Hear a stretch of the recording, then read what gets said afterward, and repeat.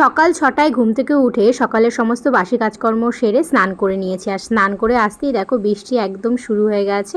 আর এখন না যখন তখন বৃষ্টি পড়ছে, আবার আগের মতন। কিছুদিন আগে যেমন কয়েকদিন বেশ ভালোই বৃষ্টি পড়ছিল সারাদিন মতো, আর এখন সেরকম বৃষ্টি না হলেও সারাদিন একটা মেঘলা মেঘলা ভাব।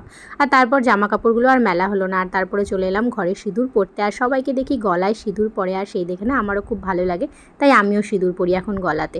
আর তারপর চলে এলাম রান্নাঘরে। তো আমি এদিকে সবজিটা করছি, দিদিভাই আটা মাখাচ্ছে, আর মামনি গিয়েছিল বাজারে, কিছু সবজি নিয়ে এসেছে, সেগুলোই রান্নাঘরে রাখলাম।